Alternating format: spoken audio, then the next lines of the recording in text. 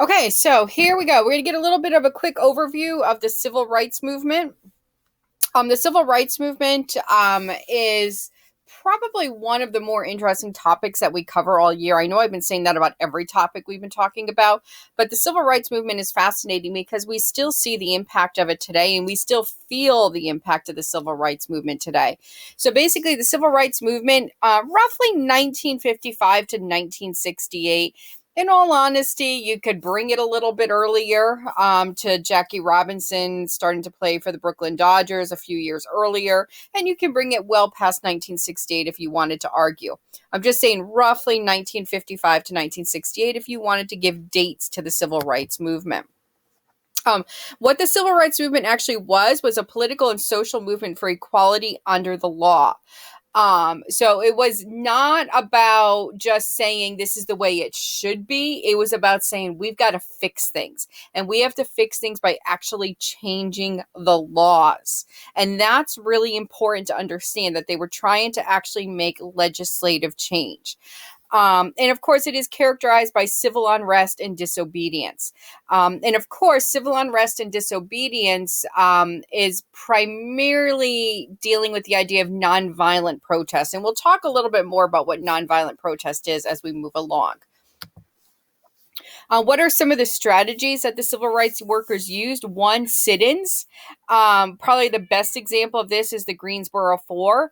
And there is a video here that's in the PowerPoint, but if I play it, it'll crash the recording stuff, so I'm not going to play it. But sit-ins on the Greensboro Four at a lunch counter down in North Carolina. The idea was that you would occupy seats and you would just sit there until to get attention, and you would sit there until you were evicted or arrested. And basically what this would do was draw attention because this was a segregated lunch counter. So what happened was these four young men, they just went and sat at the lunch counter knowing they wouldn't be served, to draw attention to what needed to change. You also had the Freedom Rides. This was teams of African Americans and whites rode together to segregated bus stations in the South. And again, this was about protesting the the lack of integration on public transportation. So you have sit-ins, you have freedom rides. Those are two of the things. You then have the marches. The marches are probably what we know most of, like when you talk about the famous March on Washington and Martin Luther King Jr.'s I Have a Dream speech. Boycotts, another method that was used. Again, the refusal to buy from businesses. So if a business supported segregation, you would refuse to buy for them as a way to protest the segregation. Now, there were several different organizations that were part of this. There was two main ones, the SCLC and then SNCC. I'm going to talk about the SCLC first, and then there's a couple other organizations that I'll mention as I go through here. The Southern Christian Leadership Conference, this is the one that's most closely associated with Reverend Martin Luther King Jr. They basically modeled their ideas and their values on those of Gandhi. And Mahatma Gandhi had used nonviolent protests in India to get India its freedom from Great Britain. And that's basically what they were modeling their work on. Again, the idea is if you hit me, I don't hit you back. Because if you hit me and I choose to not react, I then have the power. That's the point of nonviolent protest. When somebody is acting out violently towards you and you choose not to react, you then hold the power, not the person that was acting in a violent manner. And that was the philosophy behind the Southern Christian Leadership Council, or conference, I should say. Of course, out of this, probably the most famous thing was Martin Luther King Jr.'s I Have a Dream speech that was done at the March on Washington, and his letter from the Birmingham jail, which you read about both of those. The main thing with both of those pieces and the fact that they go to the SCLC is those are the things that really gave shape and focus to the civil rights movement. They gave the leadership to the civil rights movement. One of the things that we see today with a lot of different movements that are going on, and there's many, many, many movements today, is we lack that central leadership. There's no one group or one organization that's really trying to hold in the reins and keep everybody together. And the whole idea of keep the eye on the prize, which is actually the name of a very famous documentary about the civil rights movement. You need that leadership, and the SCLC gave the civil rights movement that leadership. And of course, MLK's letter from a Birmingham jail and his "I Have a Dream" speech are two of the things that sort of gave the purpose to that leadership, the purpose to the movement. And of course, Martin Luther King Jr., along with many other civil rights advocates and leaders like Medgar Evers and Malcolm X, was assassinated in April of 1968. 1968, you'll see as we keep going forward, is a really, really seminal, important year in American history. A lot of stuff is going to happen. Martin Luther King Jr. will be assassinated, which will change the face of the civil rights movement. Robert F. Kennedy is going to be assassinated, the younger brother of John F. Kennedy. In addition to that, we're going to have the Tet Offensive in the Vietnam War, which we'll talk about that when we get to the Vietnam War next cycle. So 1968 is a big year in American history, a very traumatic year in American history. And of course, the assassination of Martin Luther King Jr. was one of the key things that made it such a dramatic year. Then you have SNCC, the Student Nonviolent Coordinating Committee. Now, SNCC, this is going to focus on college students for the most part. These are student-led things. They primarily did sit-ins, and our big focus was voter registration.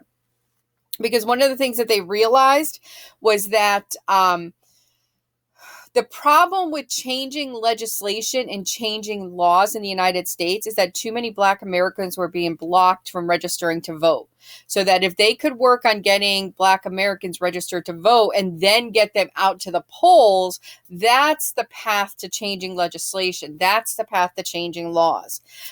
So that was sort of the focus of SNCC. Some of the leaders of SNCC were Stokely Carmichael. He later coined the phrase Black Power. And the movement that spread through American universities. In addition, John Lewis was another major face of SNCC.